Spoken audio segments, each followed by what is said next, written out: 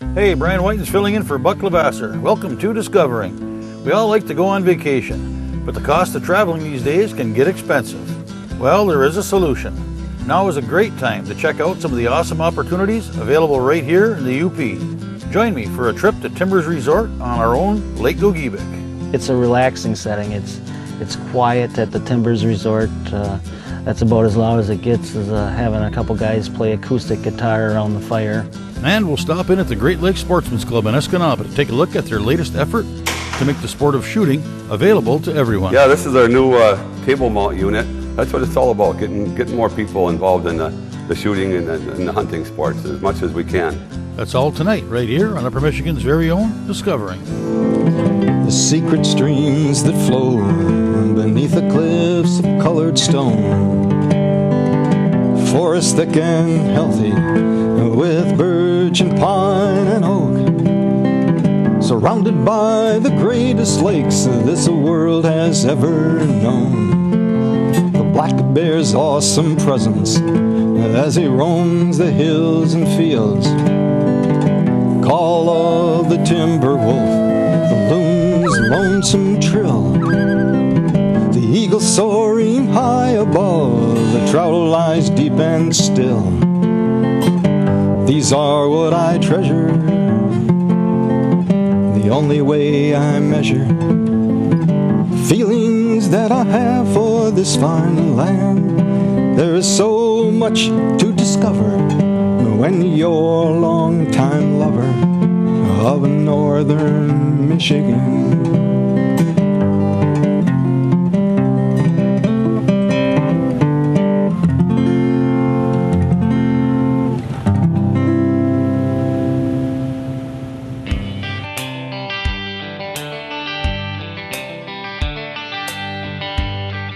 Over the years, I've visited a lot of places and spent a lot of time on a variety of different waters.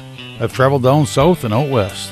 I've made countless trips north of the border to one lodge or another in Ontario. Nowadays, I get to spend a lot more time traveling around my favorite place, the UP.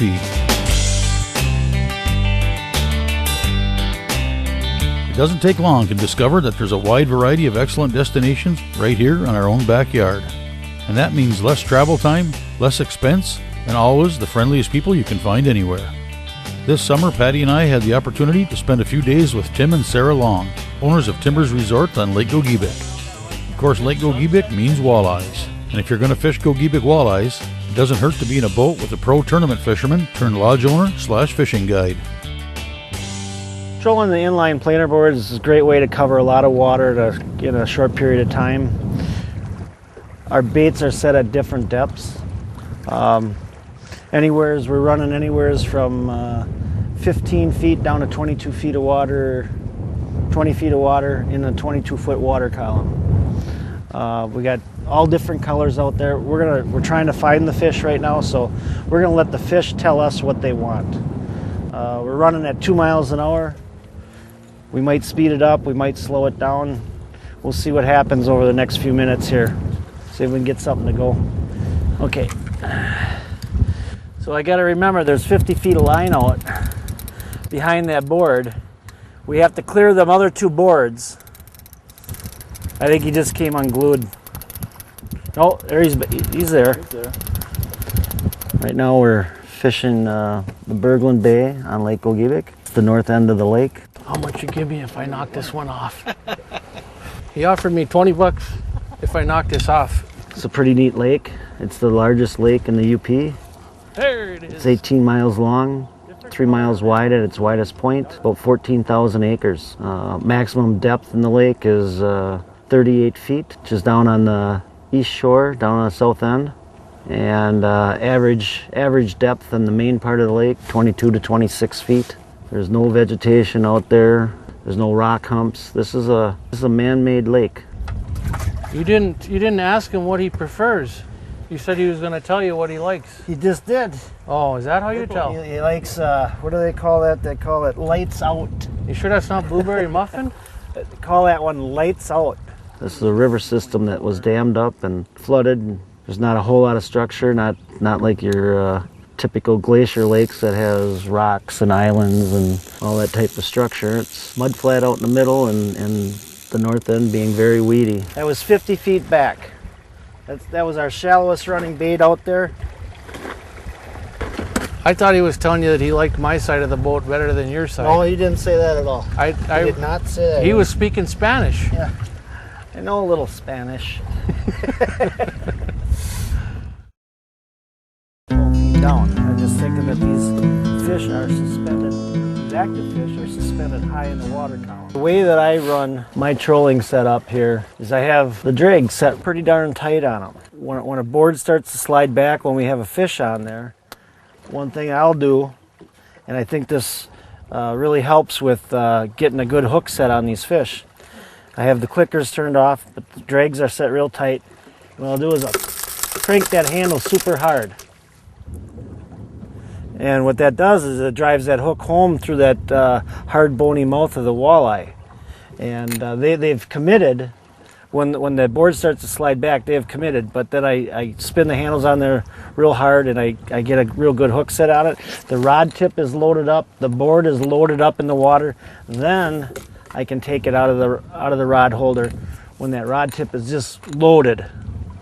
And the time that you get fish to come off is when you're trying to get that rod holder. People, they dip that rod tip down like that, and you put slack in the line, it gives that fish an opportunity to spit the hook. Got him. I'm not grabbing the line, I'm just letting you guide it up my hand. You keep reeling, keep reeling, keep reeling, keep reeling. Good job. I'll grab the net. There's a lot of different ways to fish this body of water. Trolling crankbaits, trolling crawler harnesses. Staying down. Rigging. When you find a concentration of fish, you can slow the presentation down from trolling to rigging with a sliding sinker or bottom bouncer. Nice walleye. Running a 3 to 4 foot snell. There we go. That's how it's done, son. Nice walleye. Live bait, crawler, leech. That was on that perch, Berkeley flicker shad. Another really dark one. Oh, wait. He's liking my baits better. Did you hear him? I missed that. It was in Spanish. You don't understand Spanish. So about 5-6 years ago, Tim had approached a number of us about starting a new Walleyes organization for Lake Gogebic called Walleyes for Tomorrow. And I think a lot of folks in the area had given up on trying to improve the fishery, and many attempts were made at different efforts, but here, Dad, we wanted to take a fresh approach, and instead of the standard issue, stock our lake with more fish, we really wanted DNR to be lead in the process. So before we made any suggestions on habitat improvements, the first thing we did was talk with fisheries biologist George Madison and some other folks at DNR, took a good long look at their large lake study results, which basically pointed out that the average 7-year-old walleye in Lake Gogebic wasn't even growing to legal length, primarily because of the shortage of prey. So we knew that perch, being the primary prey for fish in this lake, turned our walleye focus to perch restoration efforts and followed up on DNR's recommendations that more be done to manage that particular aspect of the lake. We started out with education to fishermen about catch and release perch fishing in the spring when they're vulnerable before spawning. Nice. How are we going for shore lunch? All right. Couple more. And then branched into perch habitat creation, where we took fresh balsam trees 4 to 6 feet in height, weighed them down with rocks in a burlap sack, and created artificial spawning substrate, if you will, in known perch spawning areas. And after some underwater camera work, we realized that they were successful, modeled after similar efforts in Minnesota and the Dakotas, and saw that we were doing a good job at getting perch to reproduce in areas that they were accustomed to, just giving them a little bit more available habitat to choose from. Rod tip loaded up. It wasn't long after that where the Natural Resource Commission and the fisheries staff up here, saw our efforts, and because they were in line with a broader vision for the lake long term, decided to specifically tailor the regulations on Lake Gogebic to again protect those heavy, famous jumbo perch females in that vulnerable time of year and brought the bag limit down from 50 to 25, and then they were limiting the number of fish you could have over a certain length to further protect those females as part of your creel. We're pretty confident in years past now, looking at a lot of the young of the year perch and what's in the bellies of the walleye, that I think we're all on the right track in terms of improving the fishery. Not necessarily focusing on the fish of choice, but looking at more of the cycle that it's a part of, in particular the prey base. And that'll lead to further efforts that we're working with DNR and DEQ on now, relative to establishment of rock reefs and more types of structure in Lake Gogebic. Because it's such a large, flat, muddy lake, the habitat diversity is fairly low for prey fish. And by creating small, shallow rock reefs, we believe we can further enhance that protective area for those fish to have nursery areas and grow and have some protection from predators until they can become larger. So in that way, just with a clean slate and a clean mind, I think that Walleyes for Tomorrow, the Lake Gogebic chapter, and DNR and DEQ, hopefully within 10 to 15 years, we should see a much improved fishery here. Smallmouth. Whoa! Good job. There was real talent there. Fast. Kept it out of your head, didn't I? You did. I thought for sure I was going to get one of them new piercings like them girls got in Hurley. Don't miss the Woodtick Music Festival in Hermansville, Michigan. 4 days of great bluegrass, country, folk, blues, and rock and roll. Over 25 bands. Fun for the entire family. Carry-ins welcome. Kids 12 and under free. Buy your tickets and campsites and find out everything you need to know online at woodtickfestival.com. That's woodtickfestival.com. The Woodtick Music Festival in Hermansville, Michigan.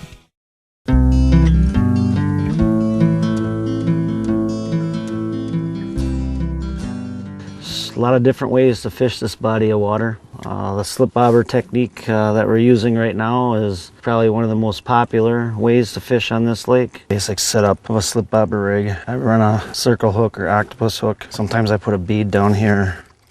Got a split shot about a foot above. You got your sliding slip bobber, a bobber bead. And then further up the line, we have the bobber knot. So the bead slides up to the knot and it can't go any further. That's your depth that you're fishing.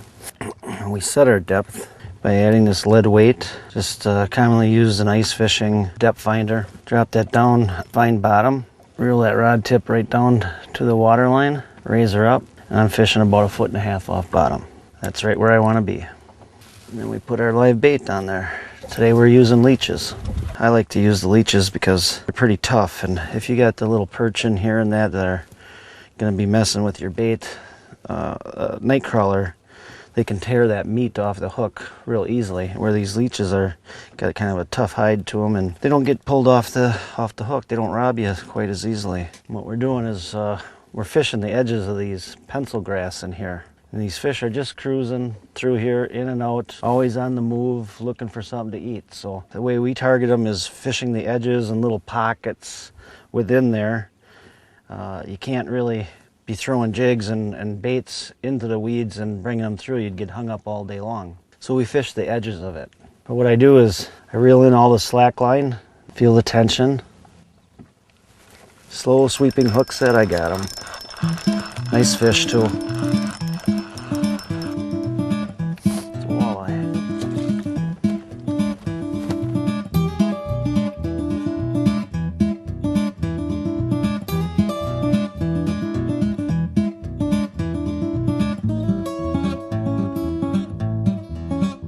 There you go. That's a Walter, huh? Oh, is he a keeper? Or are you gonna hoist him? Maybe a little short.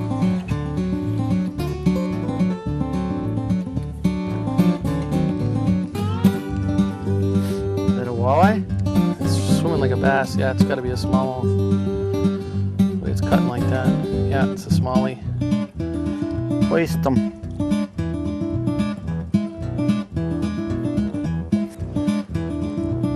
It's a nice walleye.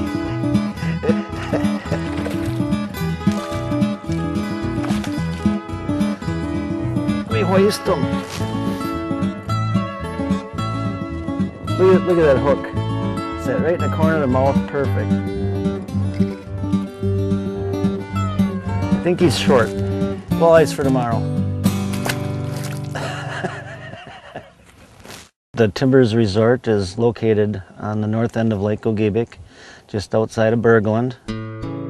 11 housekeeping cabins. They all vary in size. Can accommodate 2 to 10 people in a cabin. What we do is we have a flat rate. It's $39 a night per person plus tax. We provide all your towels, garbage bags, coffee filters, coffee pots, all your cooking utensils. There's full-size refrigerators, stoves, microwaves. You know, we have a nice fish cleaning house, has stainless steel tables, running water. We also sell bait at the resort. We get to know a lot of our customers, you know, over the years, and a lot of them, they come up 2, 3, 4, 5 times a year. I don't say that we have campsites, but I do provide camping. We have 2 128-foot docks, so when our customers come in, they can launch their boat and leave their boat in the water for the duration of their stay.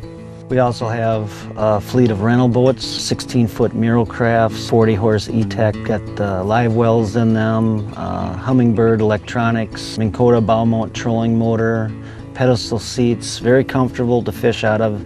And then I have some basic boats. One of the amenities at the Timbers Resort is our nightly bonfires out front. We have what we call those community bonfires. We have one that's down on the lake for our campers, and then we have one up front for everyone that's staying in the cabins. And it's a relaxing setting. We have our little niche, and that's what we do. Well, our trip to Timbers Resort was a vacation indeed.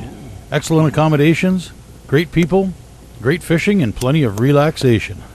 All that was left was to finish off the trip with a fish fry.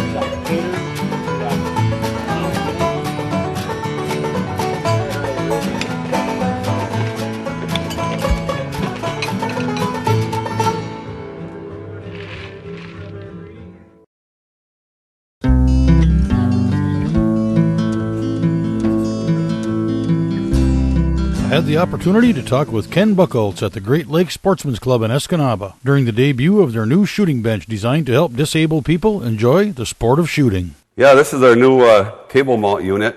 As a matter of fact, Henry Lefebvre built this, just like he built our last trailer and our second trailer and stuff. He's our engineer, that's what we call him. But anyway, this gives more opportunity for disabled people to do a little target shooting. You know, it's nice, this unit's portable. We can shoot crossbow out of it, or we can shoot .22 rifle, where we're doing indoors here today. We can go outdoors and shoot rifle with this. We can use it in people's camps. We got somebody that's disabled that wants to do some hunting, and we've been more than happy to let them use it. There's not a whole lot to it. It's nice to be able to take the unit out of here and then take the monitor off and then take the battery, and it's about one person can move this thing by themselves and set it up. So we thought it would be a great addition. That's what it's all about, getting more people involved in the the shooting and the hunting sports as much as we can. Right. That's pretty good. Yeah.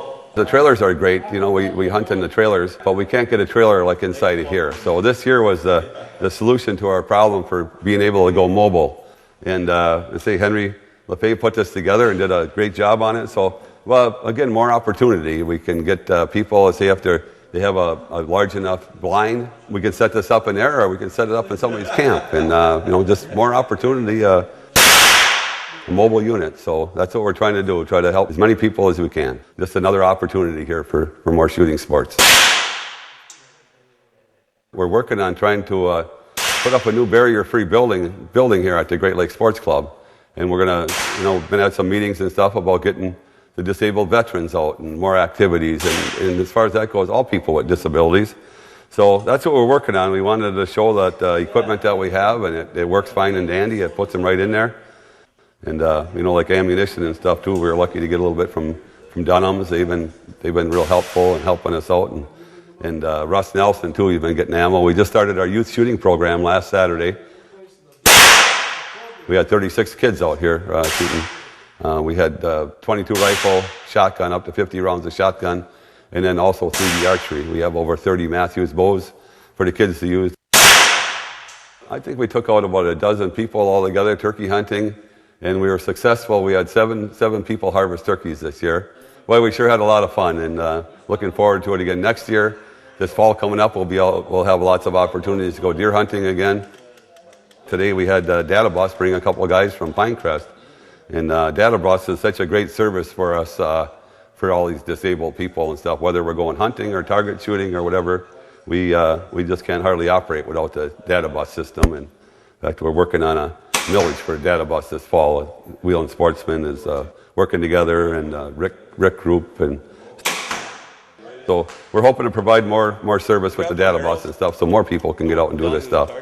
All of this ties together to the shooting sports and stuff, and we try to like to entertain as many people as we can.